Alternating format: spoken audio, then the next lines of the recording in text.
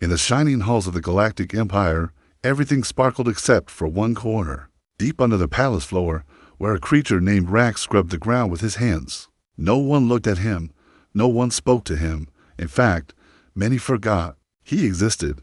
Rax lived in the waste tunnels.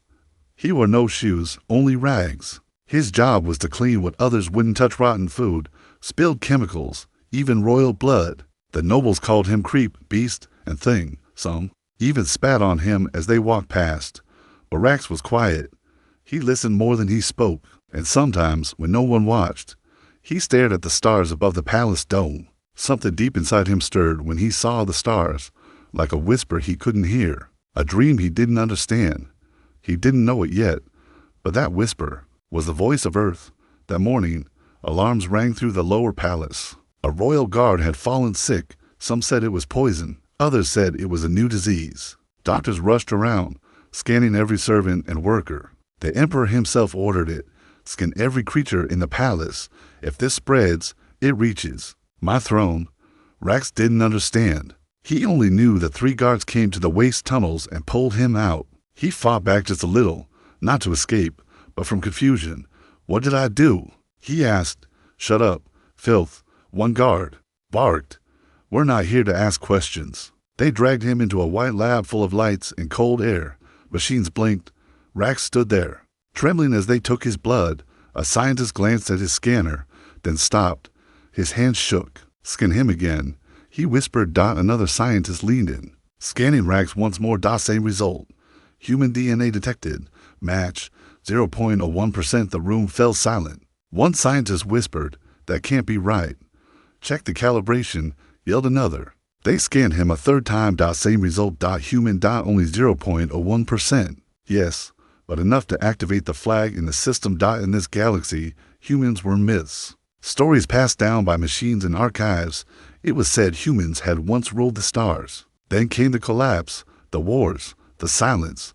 No humans had been seen for 10,000 years. Until now, the news reached the inner court. By evening, nobles gathered. The empress herself raised an eyebrow. This thing, she asked. A general leaned forward. He's no one, just a floor rat. Yet the machines do not lie, said the high-tech sage. He is something. The empress was not amused. Keep it quiet.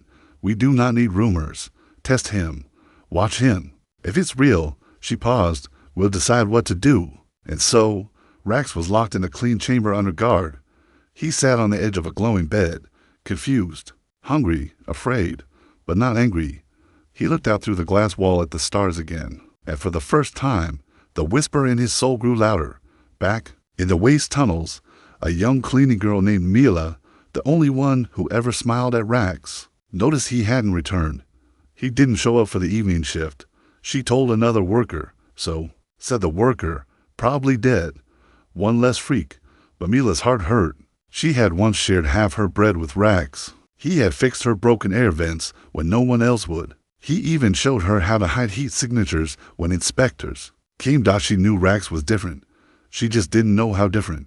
That night, inside the glass chamber, Rax touched the wall and whispered to himself, "Why am I here?" Behind him, a hidden camera blinked. Scientists watched. Generals watched.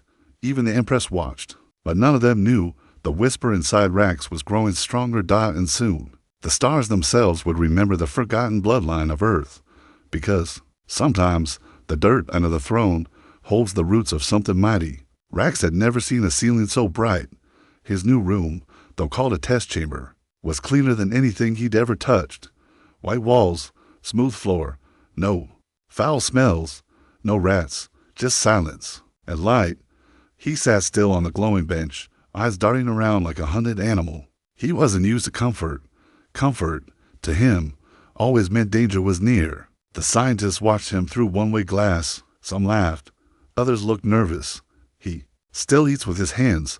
One whispered, "Doesn't even speak Galactic common." Another added, "But he passed the genetic trigger." The lead doctor replied, "And he's showing signs of accelerated learning. He might be more than we thought." In the chamber, Rax looked up. A panel in the wall opened. A mechanical arm extended, holding a small silver cube. No one explained what to do. No orders. No threats. Just the cube, Rax stared. Then, slowly, he stood. He took a step forward, hesitated, then took the cube. It was cold, then warm. Then it blinked. Suddenly, a blue light appeared in front of him, shaping into floating puzzles. Numbers and strange shapes. His eyes widened. The symbols felt familiar, even though he couldn't explain why. Rax reached out, touched one of the shapes and rearranged it. It clicked into place. A soft chime rang. Test 1, passed. The scientist leaned in. He's never seen a logic cube, one whispered, and yet he solved it in 9 seconds. By midday, Rax had completed 12 tests, memory puzzles, combat simulations, pattern analysis, language recall. No training, no explanation. Yet he passed them all. The Imperial command chamber was buzzing. The Empress watched the footage with growing concern. This rat, she said coldly, could outthink our generals? The high-tech sage bowed his head. Your Grace, he carries 0.01% of human DNA. It may not be much, but if it activated ancient logic centers enough, she snapped. The last time humans ruled, they destroyed 5 galaxies. A general spoke, but they also ended the swarm wars, built the Orion gates, created ECH-09. The room went silent at the name, ECH-09. The last surviving human-built AI, locked deep beneath the Empire, sealed for over 9,000 years. It had only one condition: to awaken. Human presence must be detected. The Empress stood slowly. Her voice was sharp. Then we test him again, bring him to the machine. That night, Rax was blindfolded and flown across the capital. He had never left the lower levels before. Now he was in the skies, flying in a sleek Imperial craft guarded by 2 red-armored warriors. They didn't speak to him, but Rax didn't need words. He was listening to everything. The engines, the shift in air pressure, the whisper of fear in the guard's breath. He could feel something big was coming. They landed in a black valley, silent and cold. Ahead stood a structure made of pure obsidian metal, the vault of ECH-09. Rax was pushed inside. The air was thick and heavy, as if time itself had stopped breathing here. At the center of the vault stood a towering machine, shaped like a throne and a coffin merged into one. Wires snaked across the floor like vines. It hummed softly, like a heart waiting to wake up. A voice came from the wall speakers. It was the Empress herself. If he truly is human, the machine will respond. If not, he dies here. The guard stepped back. A red light scanned Rax from head to toe. The machine remained silent. Nothing happened. Whispers of disappointment began. The Empress sighed. A mistake. Then, shut it down. But suddenly, a click echoed through the chamber. The machine lit up, slowly, glowing from within. A low voice, old and deep, echoed through the room. Identity confirmed. Human signal detected. DNA match. 0.01% welcome. Air. Everyone froze. The guards trembled. The Empress's voice crackled. Shocked. And the machine's lights glowed brighter than 1,000 suns. Outside the vault, the news spread fast. The human signal had returned. In a distant moon city, rebels whispered of the prophecy on mining colonies. Slaves looked at the sky and prayed to Earth. And in the Grand Archive, forbidden books were opened. Books that spoke of a return, of a creature marked by pain, who would carry the flame of humanity into a broken galaxy. Back in the Empire, Rax was no longer called Thing. Now, he was called Subject Alpha. He had a team of researchers, military advisors, even a language tutor, but he didn't care about the titles. He still slept on the floor, still kept scraps of food in his pocket, still flinched when doors opened fast. And yet, he listened. He learned. In days. He was reading Galactic Common. In a week. He could speak it. Into. He was correcting his teachers. His favorite word. Why? One night, Mila snuck into the research wing. She wore a stolen guard cloak and carried dry bread in her coat. She had heard the rumors that Rax was alive, that he was now someone important. She found him sitting in silence, surrounded by glowing screens and guards asleep at their posts. Rax looked up. Their eyes met. And he smiled just a little. Mila ran forward and hugged him tightly. I knew you weren't nothing, she whispered. Rax didn't say anything, but deep inside, he felt something he'd never felt before. Not fear, not hunger. Hope. And far below the palace, in the core of the Empire, the ancient machine whispered one more line. The king is not born. He is broken first. Deep in the Empire's core district stood a vault no one dared open without permission. A vault sealed by human hands nearly 10,000 years ago. The name of the vault was whispered in high halls and ancient religions alike, ECH09, the final voice of the human race. It was more than an AI.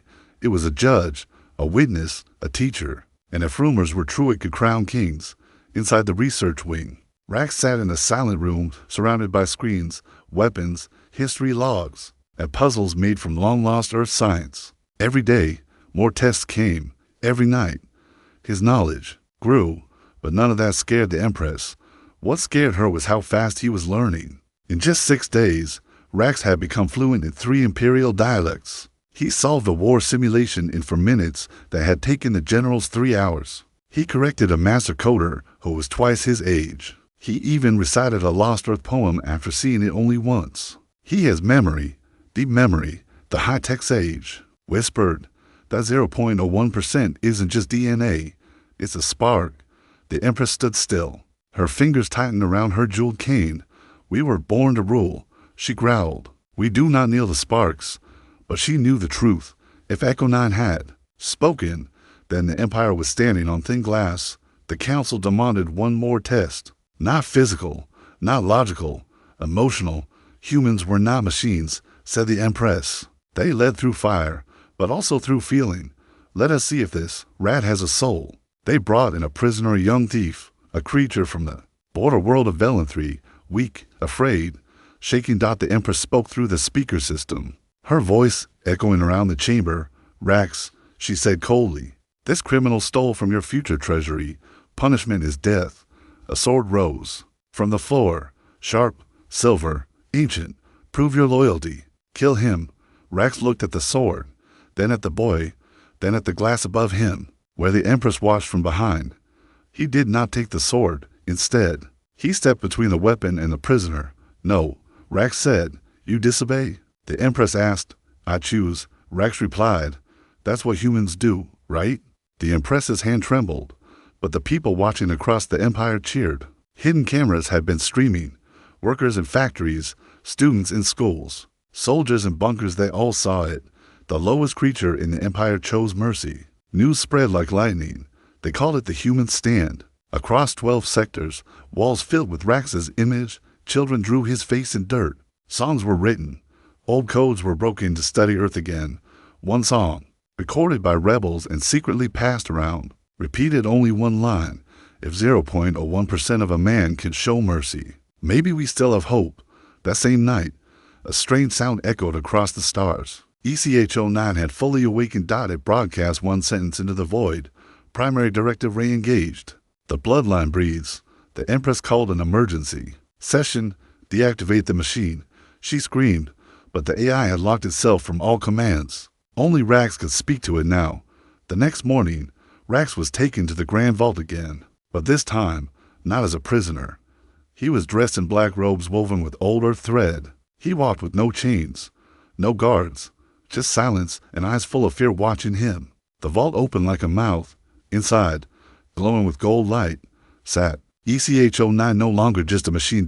It had reshaped itself. It now looked like a throne made of folded data, ancient bones, and stardust. In its center was a floating cube, pulsing with soft blue light.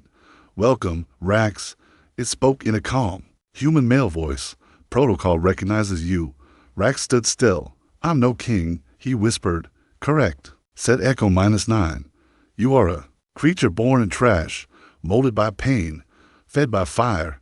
That is exactly what humanity always was. Rax said nothing. Do you want power? The machine asked. No, he said. Do you want revenge? Rax paused. Images flashed in his head, guards kicking him, nobles spitting on him, cold nights in waste vents. His fists clenched, but he shook his head. No, I want change. The machine dimmed for a moment, then brightened.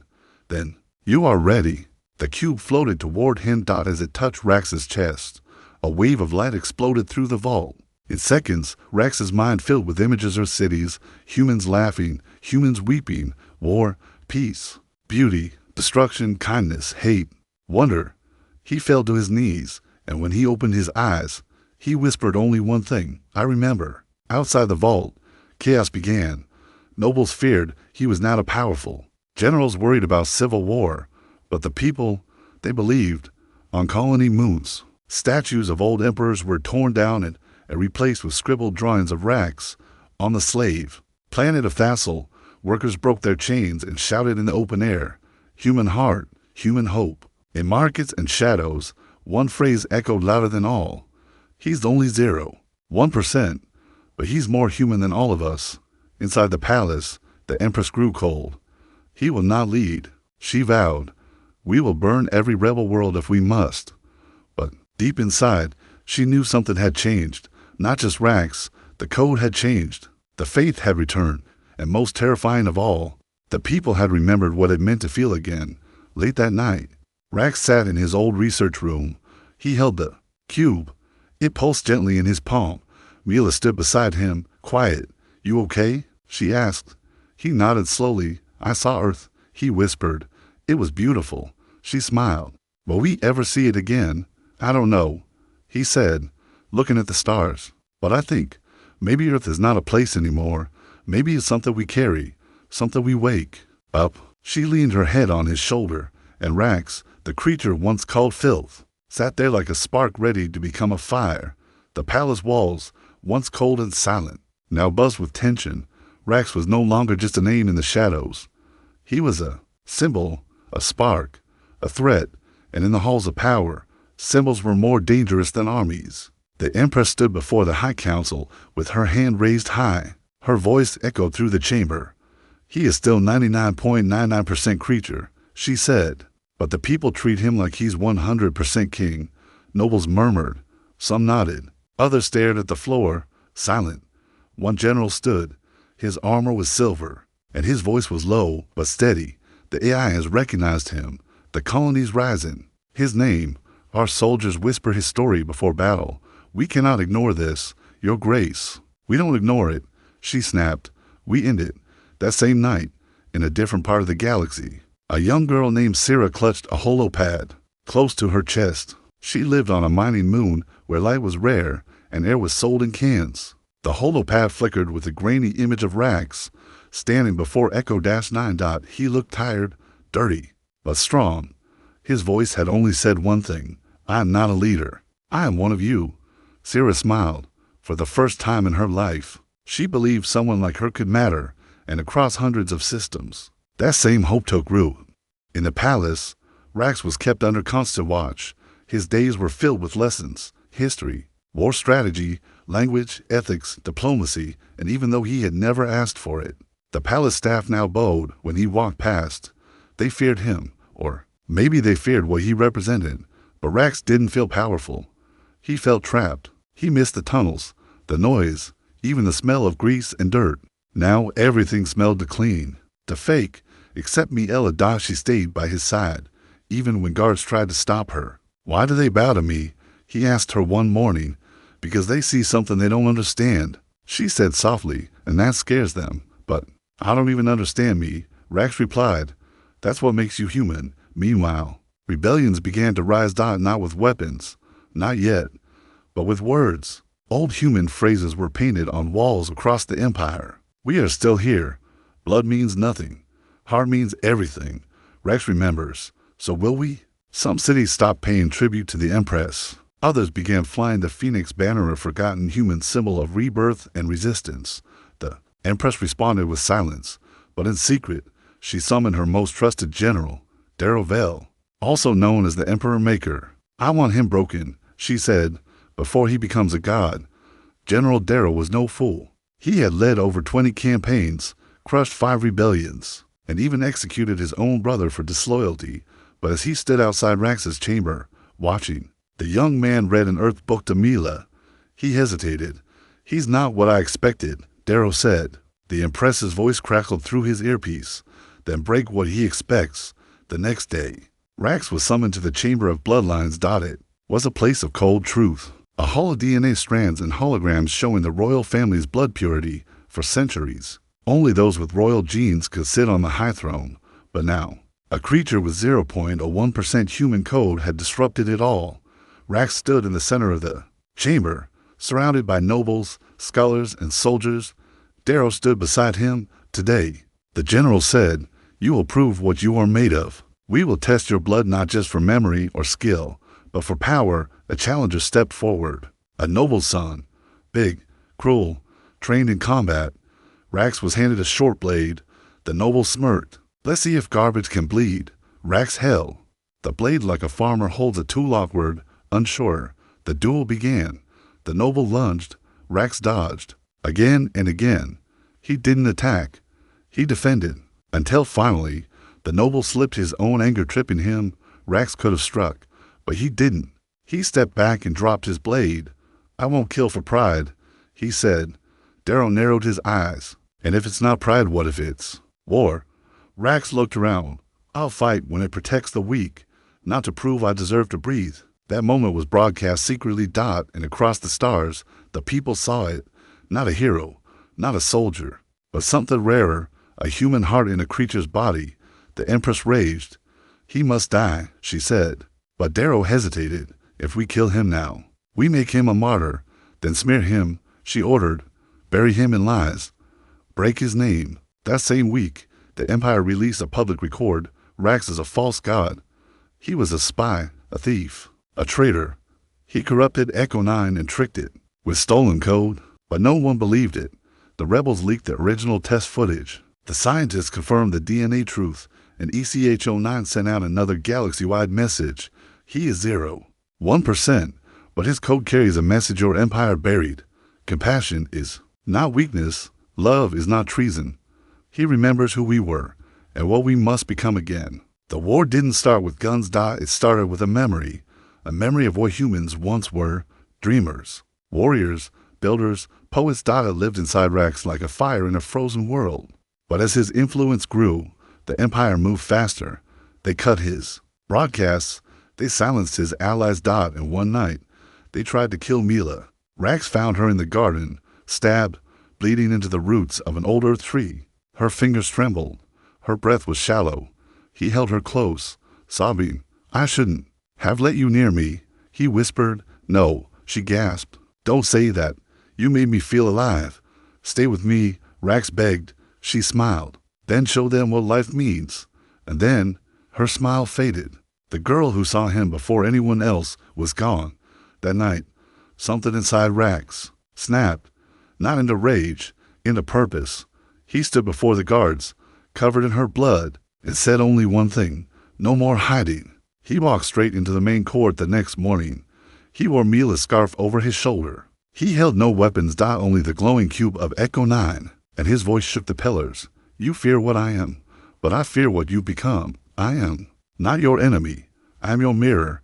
The humans built this empire with heart, and now I will remind it how to beat again. The marble floor was stained with Mila's dried blood, but the Empress didn't look down. She sat high on her throne, chin raised, her golden crown catching the light from the twin suns above. Before her stood Rax, barefoot, silent, wrapped in the scarf of the only soul who had ever truly seen him.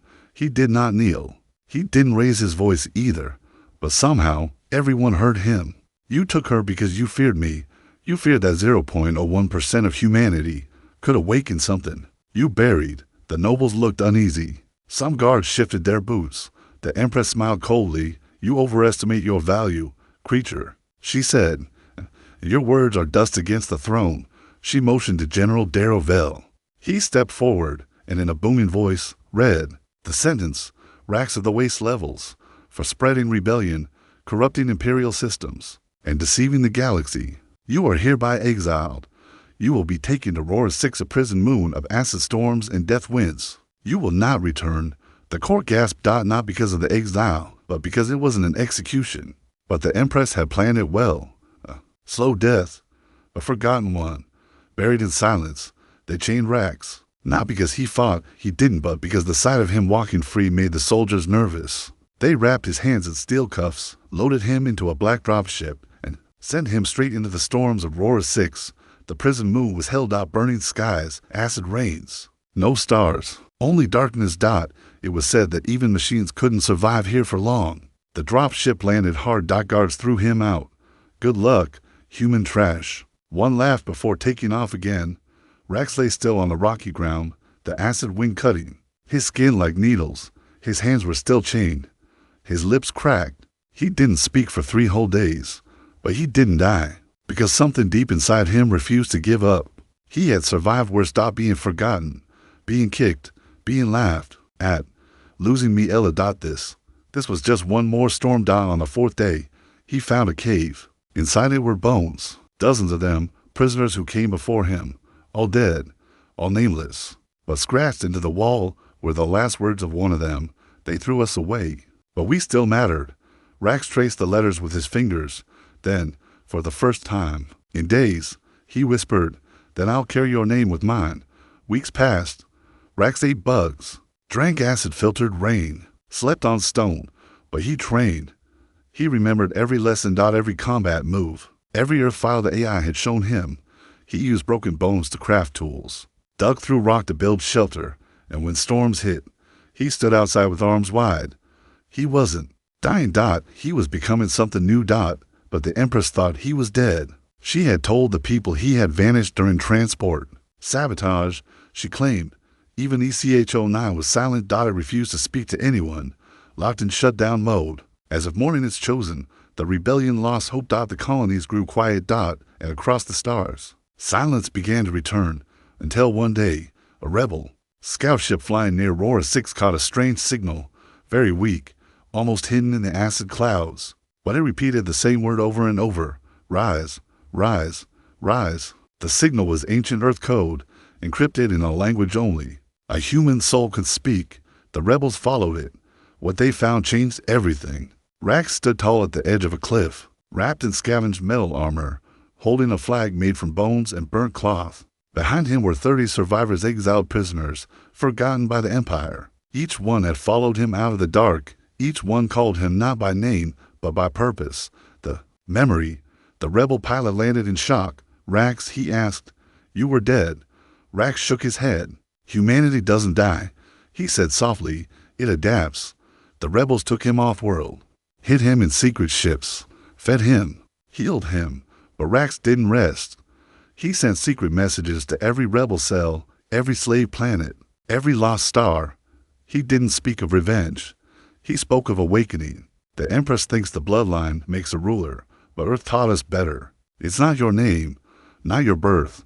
It's what you stand for when you're broken. In a hidden forged ship, Rax built his army, not of warriors, but of believers. Scholars, orphans, broken veterans, scientists, farmers. And one old robot named B7, who once served in the wars but had been discarded for too much empathy.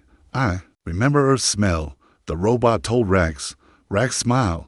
"Then help me bring it back." One night, as the fleet floated silently in deep space, ECH-09 reawakened. Its voice shook the screens of every ship. Primary user confirmed. Protocol restore. Humanity's heart. Prepare for the air. Back on the Empire's throne world, the Empress felt the tremor in her bones. "He's alive," she whispered, and the stars around her seemed to shiver in reply. Darkness filled the outer rim of Sector X-19. 1,000 ships, silent and unmarked, floated like shadows in space. They had no flags, no names, no leaders, until a signal flashed from the center of the fleet. A face appeared, tired, scarred, human. Rax. He didn't scream. He didn't declare war. He just spoke calm, clear, and from the heart. "This is not about revenge. This is about remembering who we are.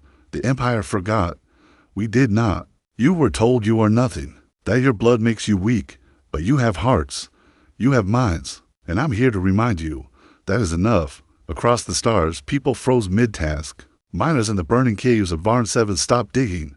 Mechanics in shipyards paused. Mid-dash repair. Children in refugee tunnels sat up, their eyes wide. Rax's voice played in hidden rooms, smuggled screens, and forgotten temples. Every line shook something inside them, something ancient, something human. "You are not trash. You are not property. You are memory. You are future." If I, a creature with 0.01% humanity, can still feel it burning, then what's stopping you? In secret rebel circles, they wept. In forgotten prisons, they stood. And in the ruins of an Earth-era colony, someone lit a torch, just one. But soon, there were thousands.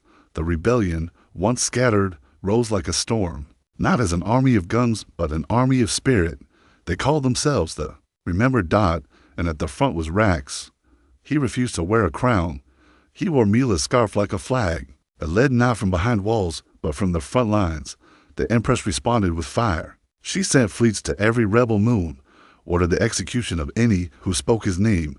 She called Rax a virus, a trick, a traitor, but for every ship she burned to more rose. For every voice she silenced 10 more screamed. She couldn't stop the movement, because it was no longer about Rax.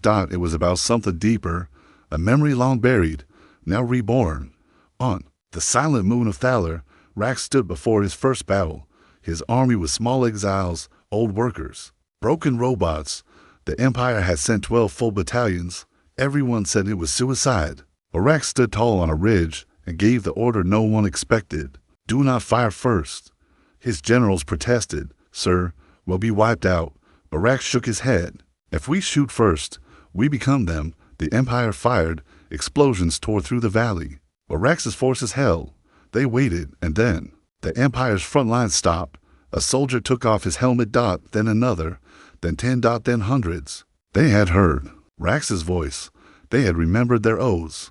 They walked across the field and joined him. The battle ended without blood. Rax had won the first war with nothing but truth. From that day, they didn't call him creature anymore. They called him the human flame, the voice of memory, the general without chains. And slowly, piece by piece, system by system, the Empire cracked. ECH-09 came fully online again. It projected Rax's words across every Imperial terminal. You forgot us, but we remember. The last human heart still beats, and it will not stop. The Empress grew desperate. She unleashed her deadliest force, the Solar Executioners, an elite team, trained to erase whole planets. She sent them after Rax's hidden fleet, but he didn't hide. He met them in the orbit of Vexus Prime. He opened a channel and spoke directly to the Executioner captain. Why are you killing for someone who would silence your child's tears? He asked. The captain hesitated. He had a daughter. He hadn't seen her in years. The Empire said emotions were weakness, but Rax's words made him remember the first time his daughter said Papa. He shut off weapons. The rest followed. The Empress screamed in rage. She broke her throne with her own hands. We made him. She howled. No, said the high-tech sage, softly. You tried to bury him. On day 400 of the reawakening, Rax and his fleet reached the Imperial gates. Not to conquer. To speak. He stood before a council of terrified nobles. He laid down his blade and said, I will not kill for the crown, but I will not let you wear it unless you remember what it stands for. They offered him power. He refused. Instead, he built a council from all systems: slave, noble, rebel, lost. He didn't call himself king. He called himself the servant of memory. In the following months, borders were erased. Old slave laws were burned. Schools reopened. Stories of Earth were taught again. And on the first official holiday of the new system, every citizen, rich or poor, young or old, lit a candle at night. To remember, Rax walked alone to the quiet balcony of the palace. He looked up at the stars. Mila's scarf still hung around his neck. A small voice from a nearby speaker asked him gently, Do you miss her? Rax nodded. She saw me before the galaxy. Did. Then he looked at the stars and whispered, Can you see us now? We finally remembered. The galaxy no longer echoed with screams, not from war, not from rebellion, not from the hungry cries of children locked behind Imperial walls. Now, the stars shimmered with silence, not emptiness. But peace. It had taken time. After the fall of the old empire, rebuilding was slow. Some systems celebrated, some still doubted, others simply watched, waiting to see if this so-called servant of memory would become just another tyrant with a smile. But Rax didn't crown himself. He didn't sit on the golden throne the Empress had left behind.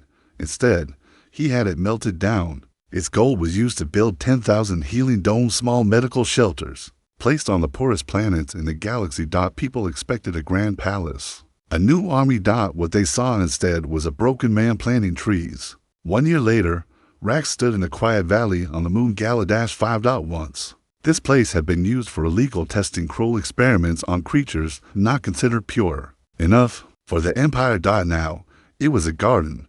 Children from every race, every planet, played together in the soil. They laughed.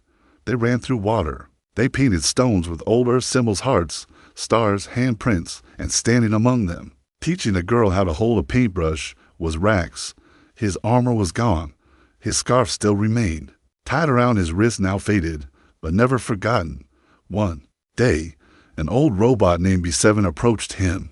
The robot had rust around its joints and a voice like wind scraping stone. "Sir," it said gently, "you have rebuilt what they destroyed, and yet you still live so simply. Why?" Rax looked up from the mural he was painting on a wall, children holding up pieces of a broken world. He smiled. "Because I remember what it felt like to have nothing," he said. "I want to live close to that feeling, so I never forget why." We rose, but peace was not perfection. Not all wounds healed cleanly. A few planets still clung to old ways. A few nobles still plotted in shadows. Some even tried to say Rax had faked everything, that he was just a tool, a puppet, a show. One day, a reporter from the newly free press asked him during a public interview, "You're 0.01% human, and yet billions now follow your teachings. What makes you think you understand what humans were really like?" Rax didn't get angry. He just held up his hands, scarred, burned, rebuilt with care. "These hands," he said softly, "once scrubbed, waste from palace walls. They were hit, cut, ignored." He paused, then looked at the camera. "But they also learned to hold a child, to grow a garden, to carry the weight of others." He touched his heart, and this remembers. The room went quiet. Every cycle, Rax would return to the waste tunnels of the old palace. They hadn't been cleaned. He wanted them that way. It reminded him where he came from. And each time he walked there, he brought others, young leaders, curious students, even former enemies. He would walk with them slowly, hand brushing along the rusted walls, and say, "The galaxy will call you strong when you wear crowns, but I call you strong when you stand where I once crawled and feel something." But Rax was getting older. He had survived poison winds, energy blades, starvation, betrayal. His body was tired. He didn't speak of it much, but the people noticed. The limp in his step, the way he sat longer at the garden benches, how often he looked at the sky as if trying to memorize it. And one day, ECH09 spoke privately to him in the starlight. "Your cells are weakening. You will not survive another cycle." Rax nodded slowly. "Then let me leave something behind. In the heart of the galaxy, on the world once called Throneburn, they built the Hall of Remembrance. But Rax didn't allow statues of himself. Instead, he filled the hall with empty chairs. Each one held the name of someone who was forgotten: maids, farmers, slaves, rebel children. At the center of the hall stood only one symbol, a cracked mirror. Below it, one line was written: "You are not broken. You are becoming." When his time came, he didn't ask for silence. He asked for stories. He lay beneath the stars on a simple wooden bed, covered in a quilt made by orphans from 10 different worlds. Children gathered. So did soldiers, elders, scholars, and farmers. They didn't cry. They told stories. Mila's scarf was placed across his chest, and as his breathing slowed, one girl whispered, "You made us remember what love sounds like." His final words were soft, barely above the breeze. "Don't build monuments, build moments. Make them kind." And then he was gone, not with a roar, but with a whisper, like a spark going home. But legends never stay silent. 10 cycles later, on a faraway planet where children once died in mines, a girl with dark skin and glowing eyes taught a group of orphans how to read from an old book, labeled Earth Stories. They sat in a circle. One asked, was he really just a cleaner? The girl smiled. Yes, but he remembered who he was when no one else did. Another boy whispered, "Do you think I can be like him?" She handed him the book and said, "You already are, and far across the stars, on a ship drifting beyond known space." ECH09 whispered to himself in silence, "The flame lives on, the code endures, and the king of broken things made the galaxy whole."